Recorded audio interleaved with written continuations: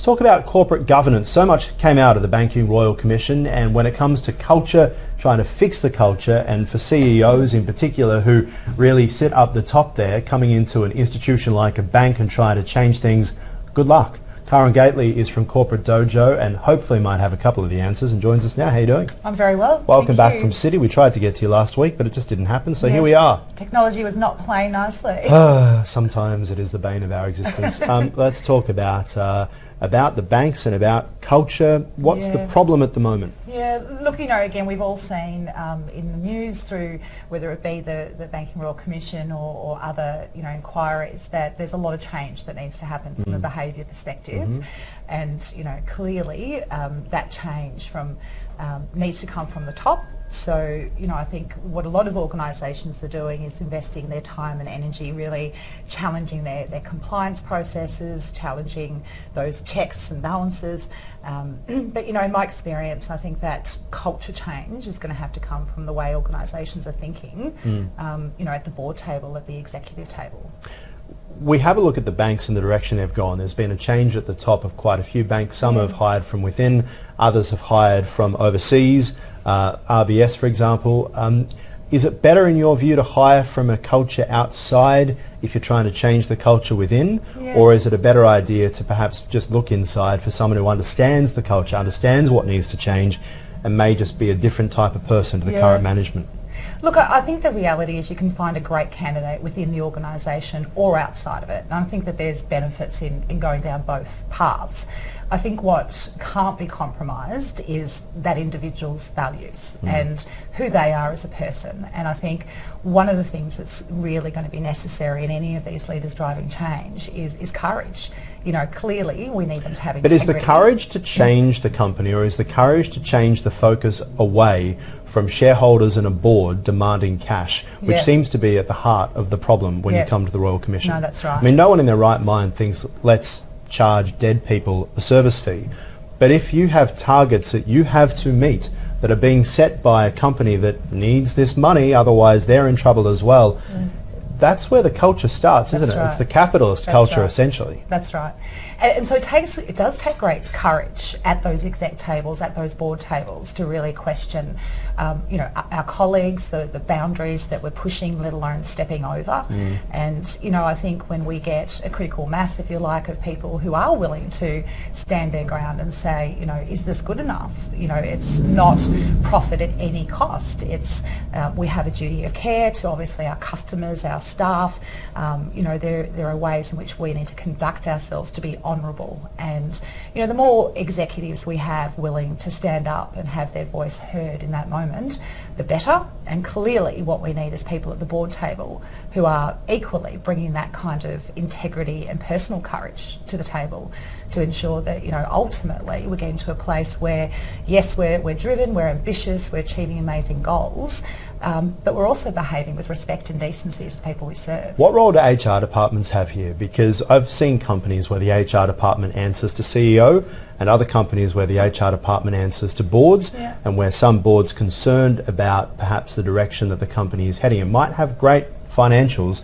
We seem to be moving away from the rock star CEO rather to someone who takes everything into consideration, not just money. That's right.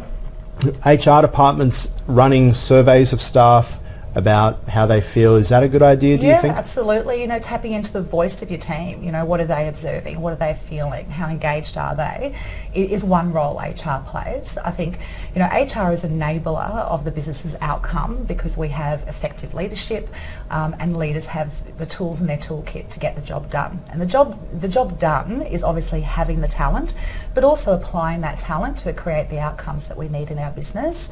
And critically, how people are applying their talent is where we start to see, obviously, the culture created.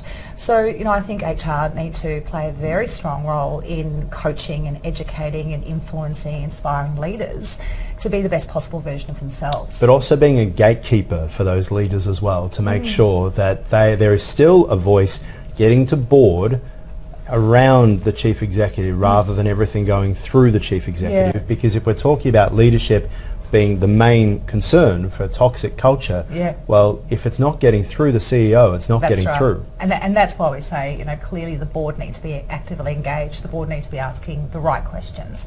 We're not asking boards to step into the executive's role, but we are asking that they ask critical questions, that they actually have a firm view of our attitude, our mindsets, our behaviours.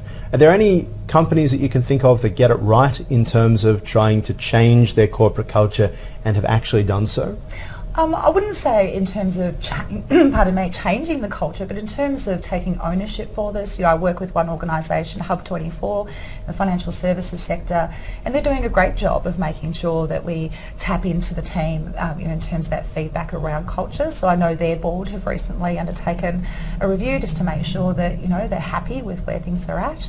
And again, it's not about now doing the executive's job, but it is about asking the right questions and making sure we've got the right priorities on the radar to make sure that, again, we're living up to our duty of care. Because things have changed, right? It's not just about a bunch of men sitting in a boardroom who are looking at profits and loss charts. There are many, many other things that come into it, and a workforce which has a lot more emotional needs as well. And if you are a company which is requesting your staff to charge a service fee for someone who has died, for example, you probably aren't going to have a great culture. No, you're probably not going to have people who are loving it, or people who feel that they can stand up and say this is wrong. That's right. Again, culture is created clearly from the top, but it's also created from every individual's choices. So personal accountability for turning up every day and wanting to do the right thing and wanting to be the best version of myself. I have absolutely no doubt that organisations thrive when human beings are thriving. Do you think it's too overwhelming for a lot of companies when they see that they perhaps have a high staff turnover, that perhaps there's a royal commission into their organisation and others, that they just feel like, well, it's too much to change, we've got thousands of staff, perhaps the best thing to do is just to keep focusing on making a profit, and that's what we do, we're a bank. Yeah. And again, that's why I say it takes courage. It actually takes wanting to be a better organisation, and it takes wanting to be a better leader. And for me to be a better leader... And pressure from governments and media as well, and staff to make sure it actually happens. That's right. So again, we can deny that reality, we can push back on that external world and wish that it wasn't true, or we can recognise that if we actually step up for the challenge, we can take ourselves and our teams to a whole other place in terms of performance. So again, I think, yes, there's a lot that's changed, there's a lot of pressure on, but there's also some great, opportunity to get a competitive advantage, if you like. If you really crack this nut and get people actively engaged to the point where they want to bring their best selves to work, they want to invest the full strength of their potential, and they want to serve with honour their customer, then I have no doubt that you're going to create a competitive advantage. Karen, love to chat. See you again next week. Thank you. All right.